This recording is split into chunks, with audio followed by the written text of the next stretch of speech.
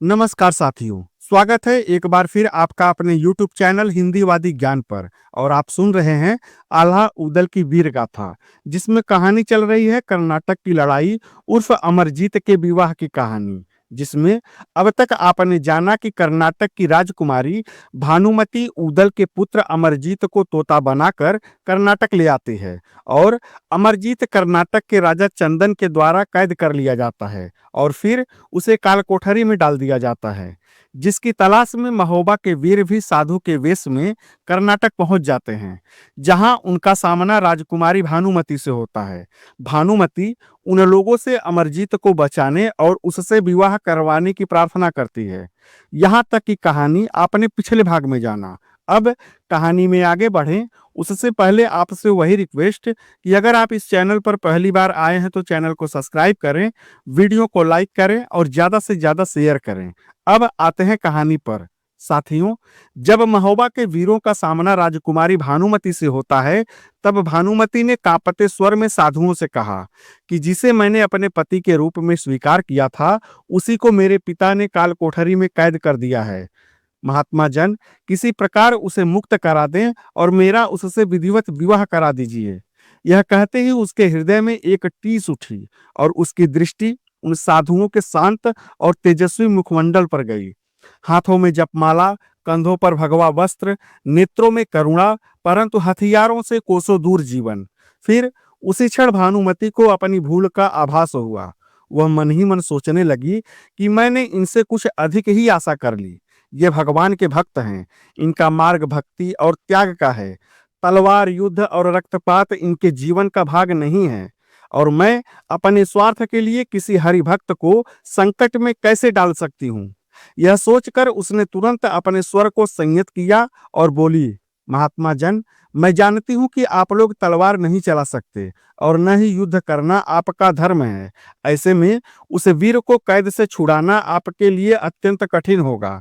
इसलिए आप सबसे मेरा एक ही अनुरोध है कि यदि कोई उपाय हो तो कृपा कर वही बता दीजिए, और यदि यह भी संभव न हो तो कम से कम यह समाचार महोबा पहुंचा दीजिए। फिर भानुमति ने अपनी दृष्टि आकाश की ओर उठाई।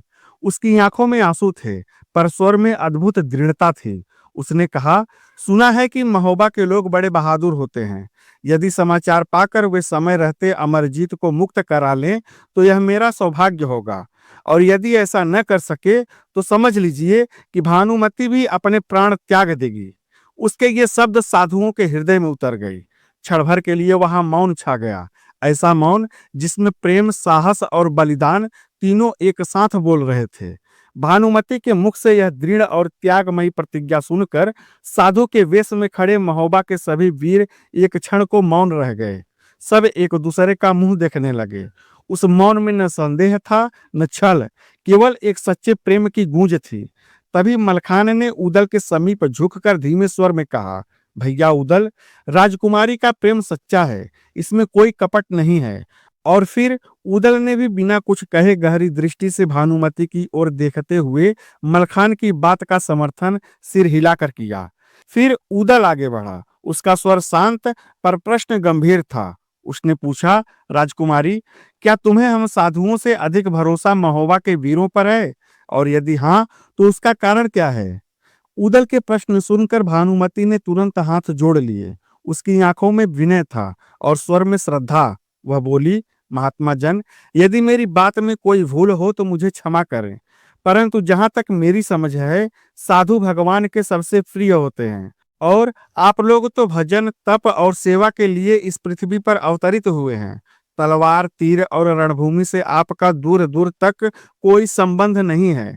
अब उसका स्वर भर्रा गया। उसने आगे कहा, मैं इतनी स्वार्थी भी नहीं हूं कि अपने प्रेम की पूर्ति के लिए किसी पुण्य आत्मा के प्राणों को संकट में डाल दूं।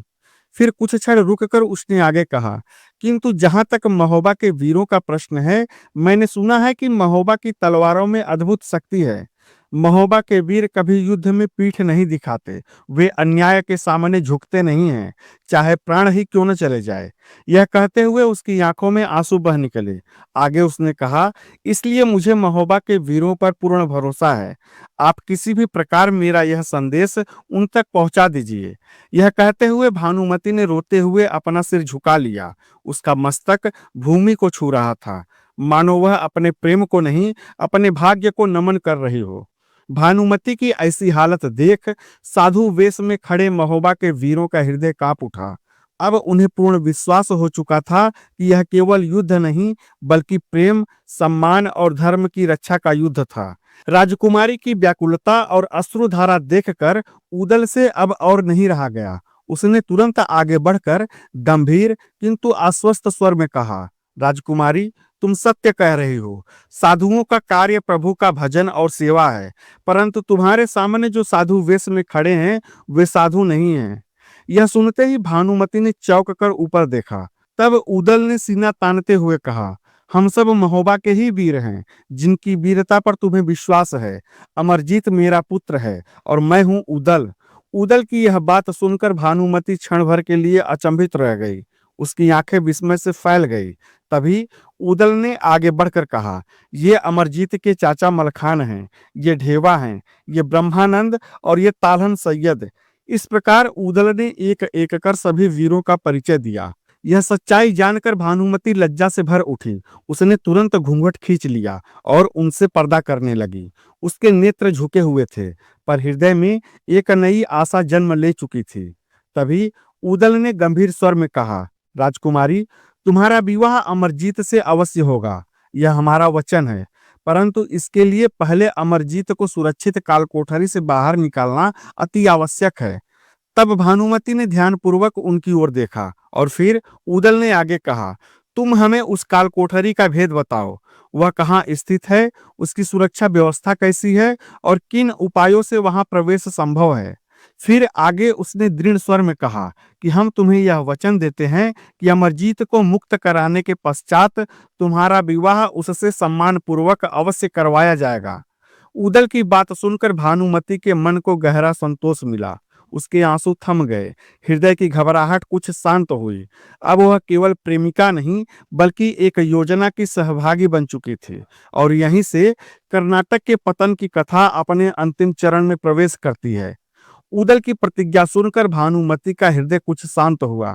फिर उसने घूंघट संभाला, आंसू पोंछे और गंभीर स्वर में बोली कि कर्नाटक की कालकोठरी सामान्य कारागार नहीं है। वह महल से दक्षिण दिशा में पहाड़ी के भीतर बनाई गई है। ऊपर से वह केवल एक छोटी गुफा प्रतीत होती है, पर भीतर उतरते ही 3 स्तरों में विभक्त अंधकार लोक आरंभ हो जाता है। अब उसका स्वर और गहरा होता चला गया। आगे उसने बताया कि वहां की सुरक्षा व्यवस्था बहुत कठिन है। पहला स्तर सैनिकों के पहरे में रहता है। वहां दिन रात तलवारधारी प्रहरी तैनात रहते हैं। द्वार लोहे का है और उसकी कुंजी केवल सेनापति के पास होती है। भानुमति की बात सुनते हुए सभी वीरों ने एक दूसरे की ओर देखा। तभी भानुमति ने आगे कहा, दूसरा स्तर राजा चंदन के जादू से सुरक्षित है। वहां मंत्रों द्वारा भ्रम रचा गया है। जो बिना रक्षा और बिना ज्ञान के भीतर जाता है, वह बार बार उसी स्थान पर घूमता रहता है और मार्ग भटक जाता है। इतना सुनते ही देवा की आंखें चमक उठी, क्योंकि उसे गुरु अमरा की दी हुई माला की याद आ गई। और तभी भानुमति ने धीमे स्वर में तीसरा रहस्य खोला। तीसरा और अंतिम स्तर, जो सबसे भयावह है, जिस स्थान पर अमरजीत को रखा गया है। अमरजीत के हाथ पांव मोटे लोहे की जंजीरों से जकड़े हैं। रोज उसे कमजोर करने के लिए विशेष औषधि पिलाई जाती है, ताकि बलि के समय वह प्रतिकार न कर सके। कल अमावस्या की रात है, उसे कुलदेवी के मंदिर ले जाया जाएगा। यह सुनते ही साधु बने उदल की आंखों में ज्वाला धधक उठी, पर उसने स्वयं को संयत रखा। भानुमति ने आगे बताया कि उस द्वार पर न सैनिक है न जादूगर, पर वहां देव मंत्र से बंधा हुआ रक्षक यंत्र है। यदि वह सक्रिय हो जाए तो उसकी गर्जना पूरे किले को जगा देती है। फिर वह क्षण भर रुकी और बोली, पर उस यंत्र की भी एक दुर्बल घड़ी है। वह यह है कि अमावस्या की रात्रि के अंतिम प्रहर में जब कुलदेवी के मंदिर में विशेष पूजा होती है, तब उसका प्रभाव क्षीण हो जाता है। भानुमति की बात समाप्त होते ही उदल ने तुरंत कहा, अर्थात हमारे पास केवल वही समय है। भानुमति ने हाँ में सिर हिलाया और तभी ढेवा ने भी गंभीरता से जोड़ा कि अब यह भी स्पष्ट है कि सीधा युद्ध अभी विनाश का कारण बनेगा। पहले अमरजीत को निकालना होगा और फिर रणभूमि तय होगी। भानुमति ने भय और आशा से भरी आंखों से साधुओं की ओर देखा और बोली, आज रात को ही कैद खाने में पहरे बदलते हैं। उस समय कुछ पल ऐसे होते हैं जब जादू का प्रभाव कमजोर पड़ता है। यदि आप कुछ करना चाहते हैं तो वही समय है। और फिर उसने धीरे से कहा कि एक बात और है, काल कोठरी तक जाने वाला एक गुप्त मार्ग भी है। वह पुराने महल के पुराने जलकुंड से होकर जाता है। उसका द्वार केवल राज परिवार ही जानता है और वह मैं आप सबको बता दूंगी। यह सुनते ही महोबा के वीरों के चेहरे पर संतोष की एक झलक उभर आई। फिर भानुमति ने दोनों हाथ जोड़कर कहा कि मैं अपना प्रेम, अपना विश्वास और अपना भविष्य आप सबके हाथों सौंपती हूँ। अमरजीत को बचा लीजिए और मुझे धर्म के मार्ग से वंचित मत होने दीजिए।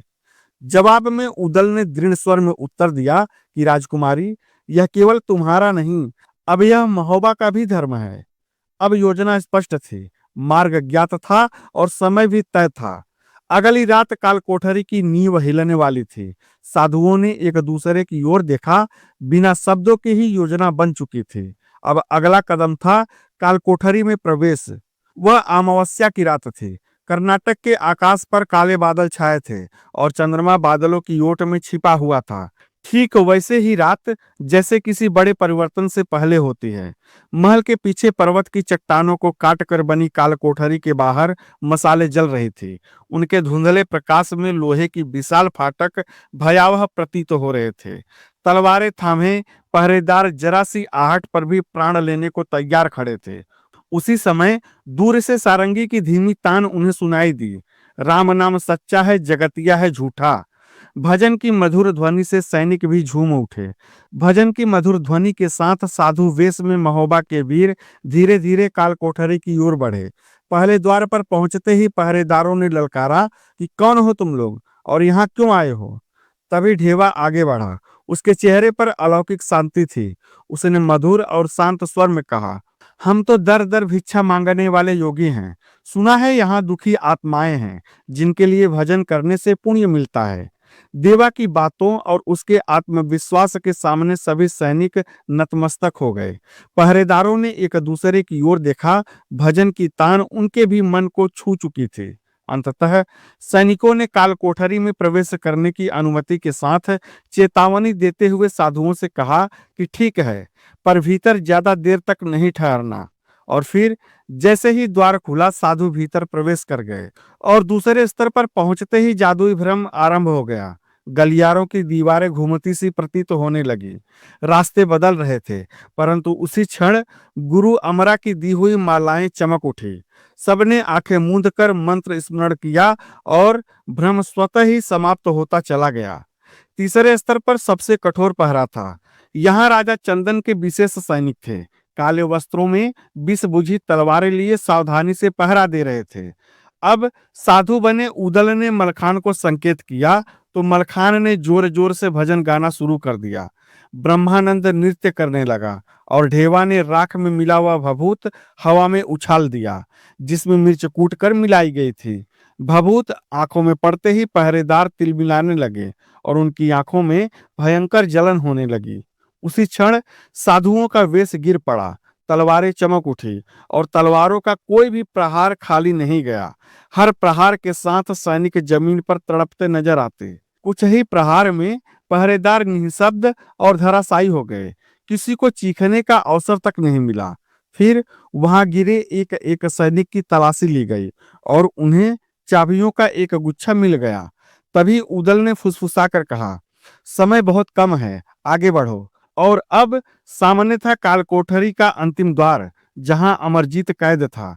लोहे की जंजीरों की आवाज भीतर से आ रही थी और वीरों के हृदय धड़क रहे थे। काल कोठरी के भीतर ठंडी, अंधेरी और घुटन भरी हवा फैली हुई थी। दीवारों से नमी टपक रही थी और केवल कुछ ही मसाले दूर दूर तक झिलमिला रही थी।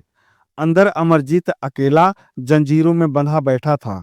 उसकी आंखों में विषाद और दुख की गहरी परछाई थी। हर बार किसी हलचल पर वह उम्मीद की झलक पाने की कोशिश करता, पर समय हमेशा उसे धोखा दे देता। उधर साधु बने महोबा के वीर भी शांति से चलते हुए अपने कदम धरती की सतह पर हल्के हल्के रख रहे थे। उदल ने धीमे स्वर में कहा, अब समय आ गया है, हमें इसे बाहर निकालना होगा। ढेवा ने हाथ में माला कसकर थाम ली और कुछ मंत्र उच्चारित किए। मालाओं की चमक से जादुई प्रभाव ने काल कोठरी के दरवाजों को एक झटके में कमजोर कर दिया। मलखान ने लकड़ी से बनी झाड़ी में छिपी मसाल को पकड़कर फाटक पर रख दिया, जिससे सैकड़ों साल पुराने ताले और जंजीरें हल्की सी हिल गई। साधुओं को अंतिम द्वार पर पहुंचते ही जब अमरजीत ने उनकी आवाज सुनी तो उनके चेहरे पर आशा की एक किरण चमक आई।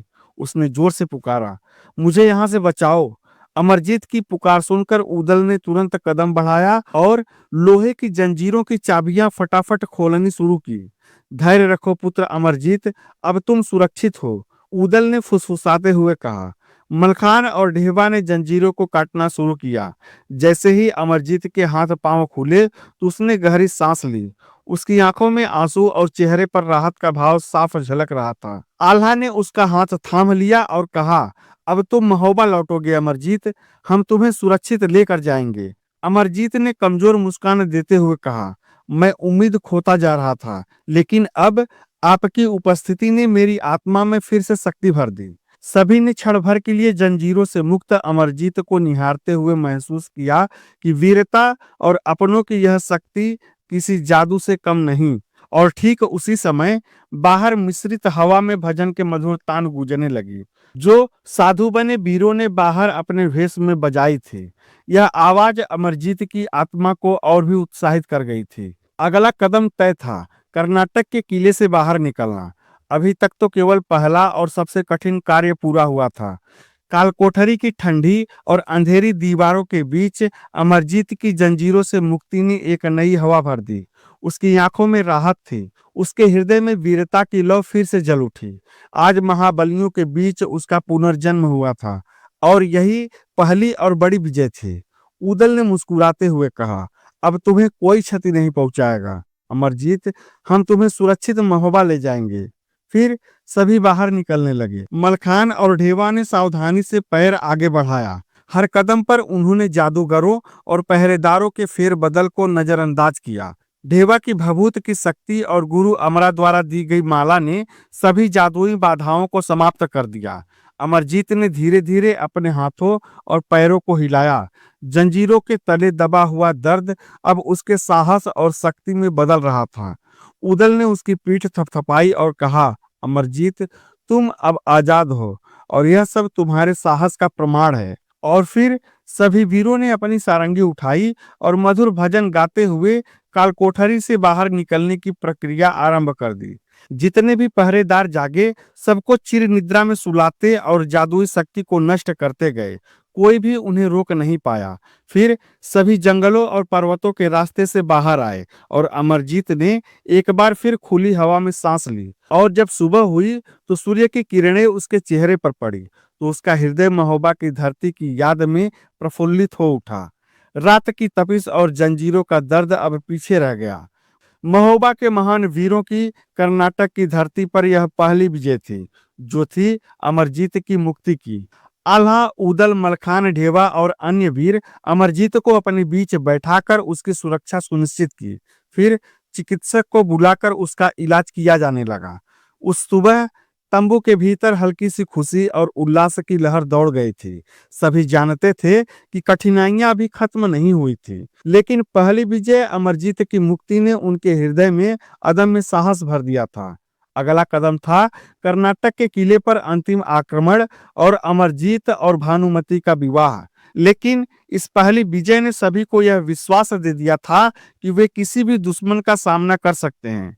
महोबा के शिविर में जैसे ही अमरजीत की मुक्ति का समाचार फैला, पूरा शिविर गर्जना से गूंज उठा। नगाड़े बजने लगे, रणभेरी फूकी गई और वीरों की आंखों में युद्ध की ज्वाला दहक उठी। और फिर आल्हा ने सभा बुलाई। ऊंचे आसन पर बैठकर उन्होंने गंभीर स्वर में कहा, अब छिपकर वार करने का समय समाप्त हुआ। अब समय है खुली चुनौती का। उनके संकेत मात्र से ही महोबा की सेना युद्ध की तैयारी में जुट गई। साथियों, अब आगे क्या होगा? क्या अमरजीत और भानुमति का विवाह हो पाएगा? क्या कर्नाटक के युद्ध में महोबा की सेना जीत पाएगी? क्या होगा इस युद्ध का परिणाम? जानने के लिए हमारे साथ बने रहें।